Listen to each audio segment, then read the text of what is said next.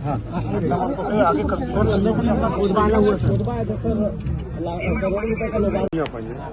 दे दो ना, दे देंगे। आप जब बोलेंगे टाइम देंगे। अभी तो सीएम साहब आ रहे हैं, उसकी खुशियों में व्यस्त है। सीएम साहब आ रहे हैं, कैसा लग रहा है आप लोग को? बहुत खुशी का माहौल है और सब अपनी अपनी व्यवस्था में लगे हैं, इसलिए ज्यादा समय नहीं दे पाऊंगा। आप देख रहे हैं जशपुर सिपाही। और भी आते रहते हैं तो घोषणा करते रहते हैं, हो भी रहा है। लेकिन कोतवा बहुत दिनों से आए हैं, सबका मांग था कि यहाँ जो अब पीएससी है उसको सीएससी किया जाए।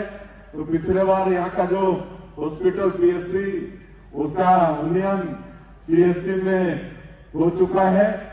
उसी तरह से यहाँ पर एक मांग आई है स्वामी आत्मानंद स्कूल भवन का निर्माण, तो हम इसकी घोषणा करते हैं। और कोतवा में तहसील का लिंक कोड की घोषणा करते हैं। यहाँ पर तहसीलदार बैठेंगे, लिंक कोड लगाएंगे और कोतवा अब बड़ा जगह हो गया है, नगर पंचायत हो गया है। यहाँ एक भी कोई रेस्ट हाउस वगैरह नहीं है, तो आने वाले समय में यहाँ पर रेस्ट हाउस भी बनवाएंगे।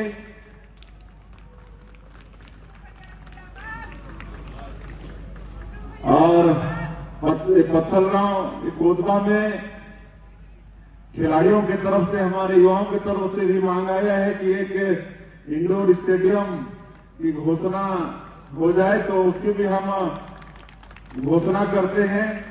और ये जल आवर्धन योजना तो इसे 9 करोड़ का लोकार्पण किए हैं, लेकिन जो टंकी बना है तो उसका भी जीर्णोद्धार की आवश्यकता है, काफी जीर्ण शीर्ण हो गया है, तो उसमें भी जो खर्च आएगा उसकी हम घोषणा कर रहे हैं। और एक कोकिया खार में एक सामुदायिक भवन, उसका भी हम घोषणा कर रहे हैं। बाकी हम एक बागबहार में एसडीएम, सप्ताह में एक दिन एसडीएम का भी वहां पर कोर्ट लगेगा बागबहार में। एसडीएम आकर सप्ताह में एक दिन वहां भी अपना न्यायालय चलाएंगे।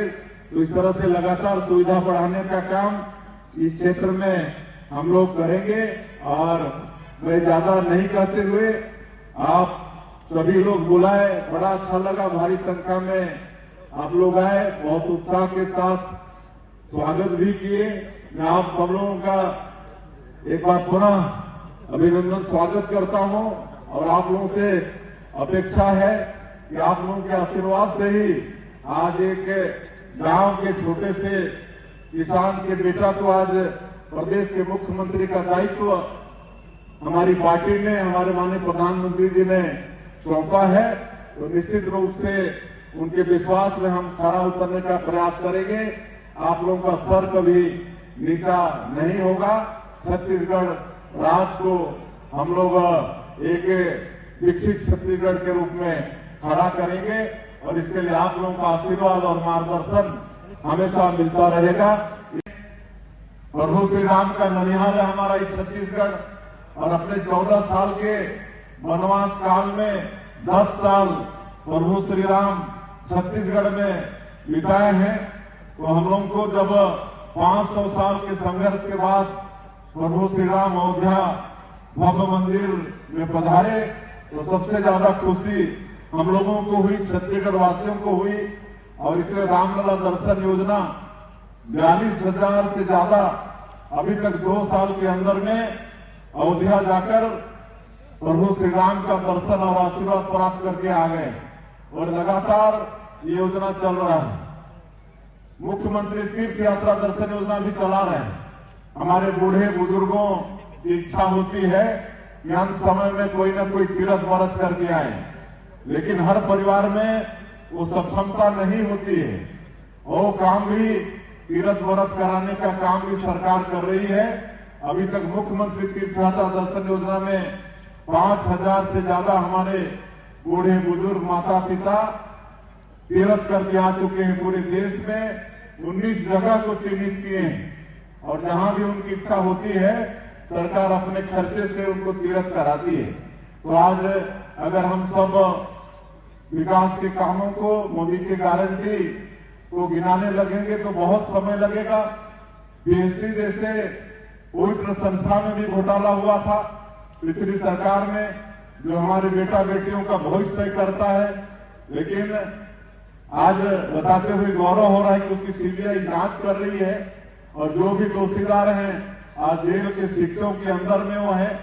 अभी 2 साल से हमारे जो हम लोग जो सीजीपीएससी का एग्जाम दिलवा रहे हैं, तो हमारे किसान के बेटा, गांव के बच्चे डिप्टी कलेक्टर एसडीओपी बनकर अपने माता पिता के साथ में धन्यवाद देने आते हैं, तो उनके चेहरों में जो खुशी होती है उससे बड़ा आत्मिक संतोष होता है।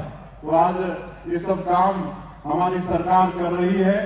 हम लोग सरकार में गुड गवर्नेंस, सुशासन और अभिसरण ये नया विभाग प्रारंभ किए हैं और इसका उद्देश्य है कि सरकार पूरा पारदर्शी हो, पारदर्शी तरीके से चले।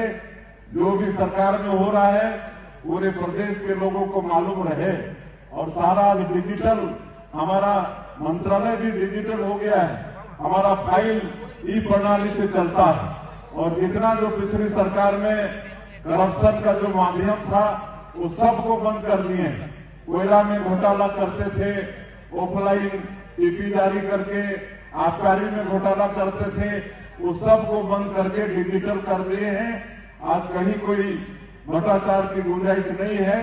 और पिछली सरकार में जो भी भ्रष्टाचार हुए उसका सबका हमारा केंद्र और प्रदेश की एजेंसियां जांच कर रही हैं और दोषीदार सबको आज दंडित करने का काम हो रहा है। तो ऐसा है कि अच्छा प्रशासन देने का काम आपकी सरकार के माध्यम से हो रहा है।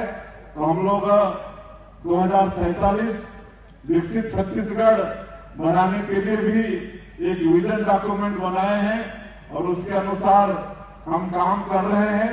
हमारे देश के माननीय प्रधानमंत्री जी का भी संकल्प है 2047 तक विकसित भारत खड़ा करने का।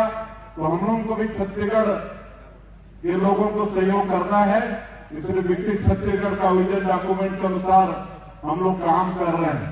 तो ये सब बहुत सारी बातें आप सब लोग जानते हैं, अनुभव कर रहे हैं कि तेजी से विकास हो रहा है, सड़कों का जाल फैल रहा है। अभी 750 फिर से प्रधानमंत्री ग्राम सड़क योजना छत्तीसगढ़ को मिला है। और आपके पत्थलगांव विधानसभा में भी प्रधानमंत्री सड़क, अच्छा प्रधानमंत्री सड़क 100+ मिला है, बता रही है विधायक पत्थलगांव से।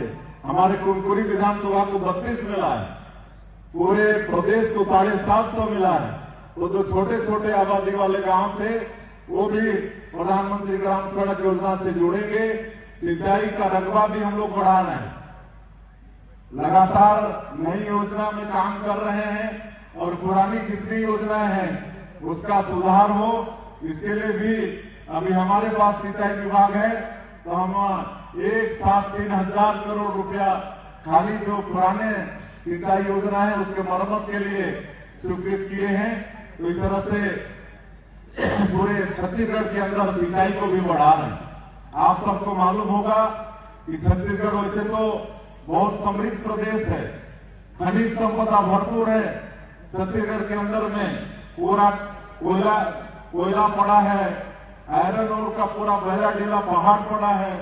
यहाँ पर डायमंड, गोल्ड, ये सब कुछ है, लिथियम वो है, बॉक्साइट है, सब कुछ है, खनिज संपदा भरपूर है। आधा भाग हमारा वनों से आच्छादित है, 44%, और सैकड़ों तरह का फॉरेस्ट प्रोड्यूस है हमारे छत्तीसगढ़ में। और यहाँ की धरती माटी भी उर्वरा शक्ति से भरपूर है और आप सब लोग मेहनतकश किसान हैं, तो सब मिलकर बड़ा समृद्ध प्रदेश है।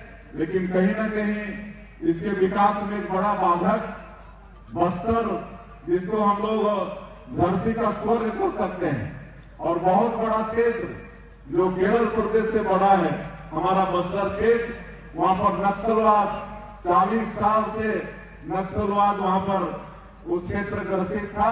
लेकिन आप लोग देख रहे हैं 2 साल से हम लोग, हमारे जवान बहुत साहस के साथ नक्सलवाद के खिलाफ में लड़ाई लड़ रहे हैं।